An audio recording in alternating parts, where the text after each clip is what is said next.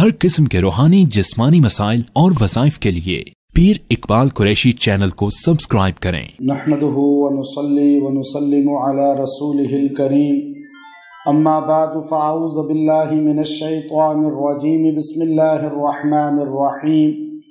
व इज़ा बद्दलना आयतम मकाना आया वल्लाहु अअलम बिमा युनज़्ज़िलु क़ालू इन्नमा अंत मुफ्तर बल अक्सरुहुम ला यअलमून कुल नज़्ज़लहु रूहुल क़ुद्स मिर रब्बिका बिल हक़्क़ लियुथब्बितल्लज़ीना आमनू व हुदन व बुश्रा लिल मुस्लिमीन। सदक़ल्लाहुल अज़ीम। अगर इंसान का दिल जो है हक़ बात की तरफ राग़िब ना हो या हक़ बात उसको समझ ना आती हो, तो अल्लाह रब्बुल इज़्ज़त ने इन आयात के अंदर ऐसा अमल रखा है, तासीर रखी है, गोया के वजीफ़ा रखा है कि फ़ौरन हक़ बात उसको समझ आ जाएगी। लोग आजकल तज़ब्ज़ुब का शिकार होते हैं कि कौन सही है।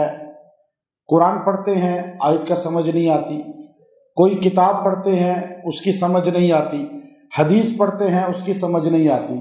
अगर सारों को कुरान समझ आ जाता तो मक्का की सरजमीन पर कुरान सुनने वाला एक अबू बकर सिद्दीक बन गए और दूसरा ज़िंदीक़ अकबर अबू जहल बन गया।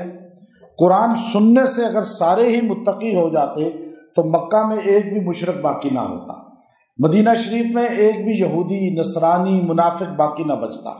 पता चला कि जब हक़ बात हक़ वालों का पैगाम आप तक पहुँचे तो आपने कुरान खोलते हैं, हदीस खोलते हैं, या आप जो है कोई भी अच्छे लोगों के साथ बैठते हैं, दीन वालों के साथ बैठते हैं, अहलुल्लाह के साथ बैठते हैं, तो आप इस आयत को, इस हिस्से को पढ़ लें।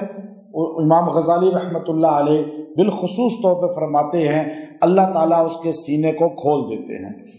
अब आप ये चीज़ देखिए कि यहाँ अल्लाह ने जो जिक्र किया है वो आयत की जगह आयत यानी नासिख और मनसूख का जिक्र किया है। व इज़ा बद्दलना आयतम मकाना आया, जब मैं एक आयत को नाजिल करता हूँ फिर उसके बाद दूसरी आयत आती है कि नहीं ये हुक्म मनसूख हो गया, तो ईमान वाले तो कहते हैं हमारा यकीन है नबी सच्चे हैं, हमारा यकीन है कुरान सच्चा है, हमारा यकीन है सब चीज़ इस्लाम की सच्ची है, हमें तो बहस की ज़रूरत ही नहीं। अब जैसे जैसे हमारा ईमान मजबूत है ना, अब आप नोट कर लें, जिस बंदे का ईमान मजबूत है वो बंदा बहस में पड़ता ही नहीं है कि सहाबा ने क्या किया, अहले बैत ने क्या किया, कुरान की फ़लाँ आयत क्यों उतरी, फ़लाँ हदीस क्यों है, फ़लाँ किताब में क्यों है। ये बहस हमने बिल्कुल नहीं की, क्योंकि हमारा यकीन है कि नबी सच्चे हैं, किताब सच्ची है, कुरान सच्चा है, नबी के सारे सहाबा अहले बैत सच्चे हैं। बात ख़त्म हो जाती है। अब हमें अपने अमल की इस्लाह की फ़िक्र करनी चाहिए, अपनी आखिरत की फ़िक्र करनी चाहिए। लेकिन जब कुरान उतरता था, जैसे मिसाल के तौर पे एक आयत उतरी, या अय्युहल्लज़ीना आमनू इज़ा नाजयतुमुर रसूल, ऐ ईमान वालो जब तुम रसूल के पास जाते हो तो तुम सदका करो, सदका। और अस्ली रज़ी अल्लाह ताला ने जाके फ़ौरन एक जगह नौकरी की, पानी भरा या खजूरें उसकी काट निकाली, और उसके बाद जो है थोड़ी सी खजूरें मुआवजा में मिली तो आपने जाके सदका किया और ज़ियारत रसूल की। अब अल्लाह को पता था क़यामत तक मुसलमान रोज़े रसूल पे जाएगा तो सदक़े का हुक्म बाकी रहेगा, तो ये कहाँ 1 रियाल 2 रियाल भी सदका करना इसके लिए मुश्किल हो जाएगा। फिर बार बार हाज़री, इधर सलाम पढ़ के निकले, वहाँ से फिर वापस आए सलाम पढ़ने दरवाजे की तरफ, फिर सदका। तो ये आखिर सोचता या अल्लाह कितना मुश्किल काम तूने कर दिया कि रियाल में सदके दे ही जा रहा हूँ। अल्लाह आशफ़क़्तुम अन तुक़द्दिमू, मुझे पता है तुम पे मुश्किल है ये, सहाबा पे नहीं, सहाबा तो थे रसूलुल्लाह के लिए जान देने वाले, हमारे लिए मुश्किल थी ज़ौफ़े ईमान वाले जो कुर्बे क़यामत आने वाले हैं। अल्लाह ने जो ये हुक्म दिया आशफ़क़्तुम, तुम्हारे लिए मुश्किल है, तो ये अल्लाह ने हमें कहा। हम जब कुरान पढ़ते हैं तो समझें सहाबा को नहीं कहा, वो तो नबी के लिए जान देने वाले थे, हमें मुश्किल है। और है आज के दौर में आप देखिए कि दीन के लिए खर्च करना कितना मुश्किल है। रसूलुल्लाह सल्लल्लाहु अलैहि वसल्लम की सुन्नत देखिए कि सुन्नत अपनाना मुश्किल है, हजूर के नाम पे जो है सुन्नत को अपनाना मुश्किल है, लेकिन उधर चले जाएं आसान है सारे काम। तो अब अल्लाह ने फरमाया ये हुक्म मनसूख हो गया, तो मुनाफिक आके शोर मचाते थे। इस तरह की बहुत सी आयतें मुनाफिक कहते थे, या जो काफिर थे मुशरिक थे वो कहते थे कि ये कैसा नबी है اللہ کے بارے میں جھوٹ بول رہا ہے کہ اللہ نے پہلے کہا کہ یہ آیت اتری، اللہ نے حکم دیا، اللہ نے خود ہی واپس لے لیا، پہلے ہی اللہ نہ بھیجتا؟ یہ سوال تو ہے نا ایک، اس کا جواب ایک بندے نے دیا ہے۔ میں نے الحمدللہ بڑی تفاسیر کا مطالعہ کیا، لیکن لسان التبلیغ حضرت مولانا عمر پالن پوری رحمۃ اللہ علیہ نے اس کا جواب بڑے واعظانہ انداز میں دیا۔ آپ نے کہا جو آیت اتری، پھر دوسری آیت اتری۔ اچھا، ہم اکثر سوچتے تھے، مطلب شیطان تو وہم ڈالتا ہے نا کہ یہ اللہ کو پتہ تھا، پھر اللہ نے کیوں ایسا کیا کہ آیت نازل کی؟ پھر اللہ ہاں ٹھیک ہے، قم اللیل الا قلیلا، اب آپ نے پوری رات تہجد پڑھنی ہے، تہجد کی نماز فرض ہو گئی۔ اللہ نے آگے کہا نہیں، اب آپ پہ نفل ہے، میرے نبی آپ پہ بھی، نبی پہ فرض ہو گئی، امت پر نفل ہو گئی، ورنہ تہجد کی نماز ہم پہ فرض ہوتی، سورہ مزمل کا پہلا رکوع اگر پڑھتے۔ اگلے رکوع نے آگے کہا نہیں یہ مشکل ہے، اب واستغفر اللہ ان اللہ غفور رحیم، استغفار پڑھو اور بس تہجد ٹائم ہو تو پڑھ لو، نہیں تو کوئی ضروری نہیں تمہارے لیے۔ اللہ کو پتہ تھا یہ 5 ہی پوری نہیں کریں گے، 6ٹھی کہاں سے پوری کریں گے؟ تو اب آپ دیکھیے، اب انسان سوچتا ہے ایک آیت اتر کے پھر تبدیل ہو رہا ہے حکم، تو یہ تو اللہ تعالیٰ کو پتہ نہیں ہے، اس کا مطلب ہے اللہ بھول جاتا ہے۔ اسی پر ایک مسلک نے اپنا عقیدہ بنا لیا کہ اللہ تعالیٰ سے بھول ہو جاتی ہے۔ اللہ تعالیٰ جو ہے وہ حضرت جبرائیل کو بھیجا، کسی طرف تھا وہ چلا کسی طرف گیا، اب وہ عقیدہ بنا لیا نا انہوں نے اس پر، اسی ناسخ منسوخ پر۔ تو مولانا عمر پالن پوری رحمۃ اللہ علیہ سے سوال کیا، تو آپ نے اپنے آخری بیان کے اندر 1997 میں جب رائمنڈ کا اجتماع تھا، میں اس میں شریک تھا، حضرت نے اپنے بیان میں اس کا جواب دے دیا۔ آپ نے فرمایا وہ ایک انگریز آیا، میاں بیوی غیر مسلم تھے، انہوں نے آ کے بنگلے والی مسجد میں ہم سے 3 سوال کیے۔ ہم دنیا میں گھومے ہیں، ہمیں ان سوالوں کا جواب نہیں ملا، ہم بڑی بڑی جگہوں پہ گئے ہیں، جامعہ ازہر گئے ہیں، ہم جو ہے اس کے علاوہ بیروت گئے ہیں، ہم جو بڑا ادارہ نظر آتا تھا ہم چلے جاتے تھے، درگاہوں پہ گئے ہیں، نظام الدین گئے، وہ نظام الدین والوں نے کہا جی یہ جواب آپ کو تبلیغی مرکز والے دیں گے۔ اب وہ سیدھے چلے گئے، مولانا انعام الحسن صاحب رحمۃ اللہ علیہ نے کہا میری تشکیل کی، آپ ان کو جواب دو۔ مولانا عمر پالن پوری رحمۃ اللہ علیہ نے پوچھا بتاؤ سوال، تو باقی سوال تو الگ ہیں، ایک ایسا ہی سوال تھا، اللہ تعالیٰ کو پتہ نہیں ہے کہ حکم بھیجا پھر کیوں، پھر چینج کیوں کر لیا؟ تو فرمایا بتاؤ آپ کا بچہ جو پیدا ہوتا ہے تو اس کو پیدا ہوتے ہی کپڑا جو اس کا بنتا ہے تو کتنے میٹر کا بنتا ہے؟ میٹر سے بھی کم، اتنا سا کپڑا ہو تو اس کا لباس بن جاتا ہے، پھر تھوڑا بڑا ہوتا ہے تو آدھے میٹر کا، اور بڑا ہوتا ہے تو 1 میٹر کا، اور بڑا ہوتا ہے تو 2 میٹر کا، پھر جب 25 سال ایج میں جاتا ہے تو اس کی قد سائز رک جاتا ہے یا نہیں؟ پھر 25 سال کے بعد موت تک سائز ایک ہی رہتا ہے۔ اب آپ کو پتہ ہے کہ میرے اس بچے کو 4 میٹر 5 میٹر کا کپڑا پورا آئے گا، تو آپ اسے پیدا ہوتے ہی 5 میٹر کا لباس پہنا دے تو اس کی حالت کیسی ہوگی؟ وہ عجیب لگے گا۔ اب آپ کو بھی پتہ ہے کہ اس نے قد اتنا ہونا ہے، لیکن آپ اس کو سٹیپ ٹو سٹیپ لے کے جاتے ہیں۔ اللہ کو پتہ تھا کہ کل حکم کون سا چلنا ہے، اللہ نے اس وقت سمجھانے کے لیے موقع کی مناسبت سے وہ حکم نازل فرمایا، پھر اس کی ویلیو بتا کر اللہ تعالیٰ نے اس حکم کو منسوخ کر دیا، پتہ چل جائے کہ میں امت محمدیہ پہ احسان کر رہا ہوں۔ 50 نمازیں نہیں دی، حکم 50 کا آیا، دی 5۔ حکم آیا تہجد فرض ہے، اسی طرح حکم آیا نبی کو دیکھو، اتنا بڑا مقام ہے نبی کا کہ تم 10 بار دیکھنے آؤ گے تو 10 بار تمہیں صدقہ کرنا پڑے گا۔ نبی کوئی عام شخصیت نہیں ہے، تو تم نبی کے مقام کو سمجھو۔ اللہ ہر چیز کی اہمیت بتاتے ہوئے ناسخ اور منسوخ آیتیں اس لیے ہیں، اللہ بھولتا نہیں ہے۔ وما کان ربک نسیہ، اللہ کو بھول نہیں ہوتی۔ تو فرمایا یہاں وَإِذَا بَدَّلْنَا آیَةً، جب میں بدلتا ہوں نا ایک آیت مکان آیا، اس کی جگہ دوسری آیت لاتا ہوں تو واللہ عالم، اللہ جانتا ہے، بما ينزل، جو وہ نازل کرتا ہے۔ اللہ کو نہیں پتا، اللہ کو پتا ہے تبدیل کرنا ہے میں نے۔ اہمیت بات سمجھ آ گئی آپ کو؟ یہ ناسخ منسوخ کی آج آپ کو میں نے بڑی اس اینگل سے بتائی ہے۔ اب آپ دیکھیے کہ اللہ کو پتا ہے میں جو نازل کر رہا ہوں، اللہ نے خود کہہ دیا واللہ عالم بما ينزل، مجھے پتا ہے میں جو نازل کروں۔ قالو، لیکن یہ لوگ کہتے ہیں انما انت مفتر، میرے نبی آپ خود بنا رہے ہیں، آپ کو اللہ نہیں بھیج رہا، آپ خود تبدیل کرتے ہیں، کبھی بھول ہو جاتی ہے آپ سے۔ کہ یہ بات نہیں ہے، بل اکثرہم لا یعلمون، اکثر لوگوں کو پتہ ہی نہیں وہ کیا بول رہے ہیں، جاہل ہیں وہ، لا یعلمون، وہ آپ کا مقام ہی نہیں سمجھتے۔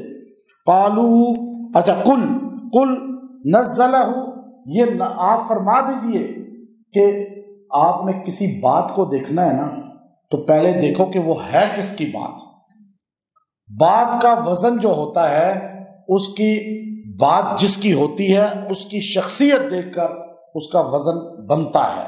اب فرمایا قل، پیغمبر میرے آپ فرمائیے، نزلہ روح القدس، یہ جو نازل ہوا ہے نا کتاب، یہ لے کر آنے والا بھی بڑا ہے، جس پہ آیا ہے وہ تو ہے ہی بڑا، وہ محمد صلی اللہ علیہ وسلم ہے۔ روح القدس ہے، وہ پاک فرشتہ ہے، وہ گناہوں سے معصوم ہے، اور من ربی کا، اور وہ لے کر آیا ہے اور لایا رب کی طرف سے ہے، اور من ربی کا، تم سب کے رب کی طرف سے، بالحق، جو سچا ہے سب سے بڑا، لیثبت الذین آمنوا، تاکہ یہ بات اتر جائے ایمان والوں کے اندر، وہدی وبشریٰ للمسلمین، اور اس سے ہدایت ملتی ہے اور یہ بشارت ہے اطاعت کرنے والوں کے لیے، مسلمین کے لیے۔ یہاں مومنین نہیں بولا، کیوں کہ یہاں یقین کی بات نہیں ہے، یہاں اطاعت کی بات ہے کہ نبی پر جو اترا ہم اس کی پیروی کرتے ہیں، ہم اس کی اطاعت کرتے ہیں۔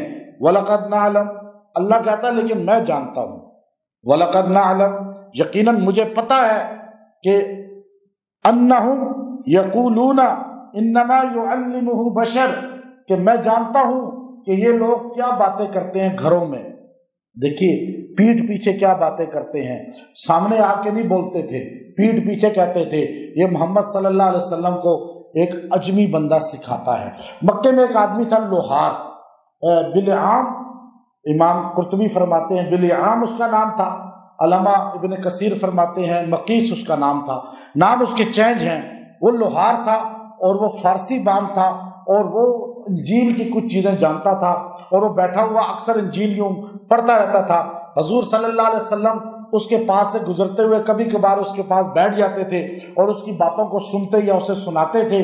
تو اب انہوں نے کہا کہ یہ بندہ جو ہے نا تھوڑا انجیل اور آسمانی کتابوں کو جانتا ہے، یہ ہمارے نبی کا استاد ہے اور یہ ہمارے نبی کو قرآن بتاتا ہے۔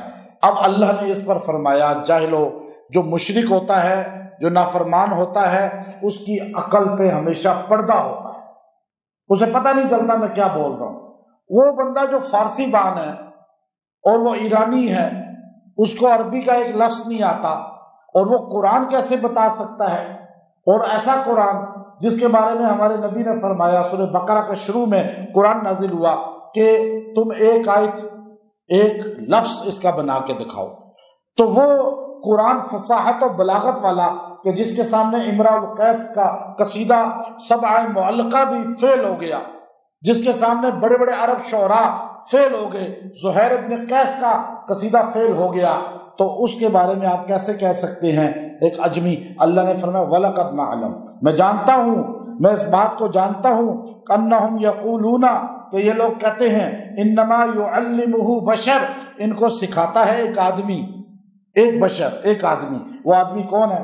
فرمایا وہ یہ ہے، لسان الذی یلحدون الیہ اعجمی، وہ جس کی تم تعریف کرتے ہو اس کی زبان ہی اجمی ہے، عربی تو اسے آتی ہی نہیں، وہ اجمی بولتا ہے، فارسی بولتا ہے، اور تم اس نبی کے بارے میں کہہ رہے ہو جس پہ اترا ہے وَهَذَا لِسَانٌ عَرَبِيٌّ مُبِينٌ، جس پر یہ فصاحت والا عربی کا قرآن اترا ہے، عربی زبان اتری ہے، عربی اسے نہیں آتی اور یہ فصاحت والی عربی ہے۔ تمہارے شعراء اس کی ایک لفظ، ایک آیت نہیں بنا سکتے، تمہارا عرب عاجز آ چکا ہے کہ یہ الفاظ کو بیان کرنے سے، اس کی فصاحت کو بیان کرنے سے، تو اس لیے یہ تمہاری بات ہی جھوٹ ہے۔ پھر اللہ نے اس کو جھوٹ خود کہا، ان الذین لا یؤمنون بآیات اللہ، بے شک جو لوگ اللہ پر ایمان نہیں رکھتے، وہی جو اللہ کی آیتوں پہ ایمان نہیں رکھتے، لا یہدیہم اللہ، اللہ بھی انہیں ہدایت نہیں دیتا۔ دیکھیں ایمان رکھنا، اس لیے پہلے سننا، اب پہلے کہا جاتا ہے آپ سنیں، سننے سے بات اندر اترتی ہے۔ یہاں اللہ نے فرمایا جو ایمان آیتوں پہ نہیں رکھتا اللہ اسے ہدایت نہیں دیتا۔ اب ہدایت کے لیے قلب کو راغب کرنا اشد ضروری ہے۔ بندہ بیٹھ جائے اس طرح کسی بھی جگہ پہ اور اپنے دماغ کو، قلب کو، ذہن کو ادھر متوجہ نہ کرے تو اس سے اس کو ہدایت نہیں ملتی۔ اس کی سب سے بڑی مثال ہے عبداللہ ابن ابی، جو نبی کریم صلی اللہ علیہ وسلم کی بارگاہ میں بیٹھتا تھا اور آپ کے سامنے بیٹھتا تھا، جہاد بھی کر لیتا تھا، نماز ساری حضور کے پیچھے پڑھتا تھا، لیکن منافقوں کا سردار بن گیا کیونکہ بیٹھا لیکن قلب کو متوجہ نہیں کیا۔ اب لوگ یہی کرتے ہیں آج کہ اب جس بھی دین کی محفل میں بیٹھتے ہیں تو اکثر اپنے دل کو ادھر راغب نہیں کرتے، بلکہ آپ مغرب کی نماز، عشاء کی نماز پڑھانے کے بعد، سلام پھیرنے کے فوری بعد آپ پوری صف سے پوچھیں کہ بتاؤ ابھی امام صاحب نے کیا پڑھا، کون سی سورت پڑھی، 90% کو پتہ ہی نہیں ہوتا، بالکل نہیں پتہ ہوگا 90% کو کہ سورہ کوثر بھی پڑھی ہے یا نہیں پڑھی، فلاں سورہ پڑھی۔ ابھی آپ تجربہ کر کے دیکھ لیں، اب کیوں ہمیں نمازوں میں اثر کیوں نہیں ہے، ہمارے دین کے معاملات میں تاثیر کیوں نہیں ہے کہ ہمارا دل حاضر ہی نہیں ہوتا۔ ہم اتنی دیر بھی بیٹھے رہتے ہیں، ہم لمبا ٹائم مسجد میں گزار لیتے ہیں لیکن دل کو متوجہ نہیں کرتے۔ اس لیے اللہ تعالیٰ نے صاف کہا جو ایمان یعنی اپنے دل کو راغب نہیں کرتا ایمان کے لیے، ایمان اندر کی چیز ہے، لا یؤمنون کہا۔ حضرت علی رضی اللہ تعالیٰ عنہ نے پوچھا کہ جو ہے یہ حضرت علی سے پوچھا گیا کہ یہ بتائیے کہ یہ جو اسلام اور ایمان کا فرق کیا ہے، تو آپ نے فرمایا یہ ایک بالشت ہے، زبان پہ ہوگا تو اسلام کا جملہ ہوگا، دل میں اترے گا تو ایمان بن جائے گا۔ دل میں اترنے کے لیے یہ ساری زندگی کی محنت ہے۔ اب یہ لوگ جہاد کرتے ہیں، لوگ مدرسوں میں ساری زندگی پڑھاتے پڑھتے ہیں، تبلیغ میں نکلتے ہیں، لوگ دین کے کام کے لیے یا نمازوں عبادات کے لیے کس طرح سردیوں میں وضو کرتے ہیں، ہر حج کرتے ہیں، عمرے کرتے ہیں، سارے کام کیوں ہیں؟ ایک بالشت کے لیے کہ ہماری زبان سے دل کے اندر چیز اتر جائے۔ اور ہم 70 سال گزار دیتے ہیں، ہم بیٹھتے ہیں دین کے ماحول میں، ہر وقت دین والوں کے ساتھ بیٹھنے کی کوشش کرتے ہیں لیکن دل متوجہ نہیں کرتے۔ جس دن تھوڑا سا بھی دل متوجہ، آپ کہتے ہیں جی حضرت جنید بغدادی رحمۃ اللہ علیہ کی خدمت میں گیا، ایک لمحے میں بندہ تبدیل ہو گیا، فلاں کے حضرت کی خدمت میں گیا، ایک لمحے میں تبدیل ہو گیا۔ تو آپ دیکھیے جب ہم دل متوجہ کر دیتے ہیں نا تو پھر ان کی توجہ کا اثر ہوتا ہے، اور آپ دل متوجہ نہ کریں تو نبی کی خدمت میں بیٹھ جائیں تو آپ کو اثر جیسے ابو جہل کو نہیں ہوا، ابو لہب کو نہیں ہوا۔ تو اس لیے اللہ نے صاف فرمایا جو دل متوجہ نہیں کرتا لا یہدیہم اللہ، اللہ اسے ہدایت نہیں دیتا، وَلَهُمْ بلکہ الٹا وَلَهُمْ عذاب علیم، انہیں دردناک عذاب دیتا ہے۔ انما یفتر الکذب الذین لا یؤمنون بآیات اللہ وَأُولَٰئِکَ هُمُ الْكَاذِبُونَ، اور جو جھوٹا بہتان لگاتے ہیں اللہ پر اور ایمان نہیں لاتے اللہ کی آیتوں پر، تو فرمایا یہی جھوٹے ہیں اصل میں۔ تو اس پورے ناسخ اور منسوخ کا یہ پتہ چلا۔ اب اگر آپ قرآن کھولیں، آپ حدیث پڑھیں، آپ کسی دین کی بات کو سننا شروع کریں، آپ کوئی بھی جو ہے چیز کو، حق بات کو، حق رستے کو اپنانا چاہیں، اس کے لیے اللہ رب العزت نے اس کے اندر جو ہے یہ 101 نمبر آیت ہے سورہ نحل کی، اس کی شروع میں قُلْ نَزَّلَهُ رُوحُ الْقُدُسِ مِن رَبِّكَ بِالْحَقِّ، قُلْ نَزَّلَهُ رُوحُ الْقُدُسِ مِن رَبِّكَ بِالْحَقِّ۔ اتنا جملہ جو ہے جب آپ قرآن پڑھنے لگیں ایک بار پڑھ لیں، حدیث پڑھنے لگیں ایک بار پڑھ لیں، آپ کوئی بھی حق بات بیان کرنے لگیں، سننے لگیں، سنانے لگیں، آپ ایک بار پڑھ لیں، اللہ تعالیٰ آپ کے قلب کو بھی جاری کر دے گا، اس حق بات کو اثر آپ کے اندر پیدا کر دے گا۔ جو لوگ شبہات کے اندر، وسوسوں کے اندر مبتلا ہوتے ہیں اور انہیں دین کے بارے میں غلط خیالات آتے ہیں، وسوسے آتے ہیں، وہ یہ 101 آیت جو ہے اس کا یہ حصہ قُلْ نَزَّلَهُ رُوحُ الْقُدُسِ مِن رَبِّكَ بِالْحَقِّ، اتنا جو ہے حصہ 70 بار پانی پہ دم کر کے پی لیا کریں اور تیل پہ دم کر کے سر کی مالش کیا کریں، 11 دن یہ عمل کر لیں، اللہ وسوسے ختم کر دے گا اور اللہ تعالیٰ اس کا دماغ دین پہ مضبوط کر دے گا۔ جس بندے کو یہ ابہام ہو کہ غلط کون ہے ٹھیک کون ہے، پتہ نہیں یہ رستہ ٹھیک بھی ہے یا نہیں، یہ لوگ ٹھیک بھی ہیں یا نہیں، تو ایسے بندے کے متعلق بھی یہی بات ہے۔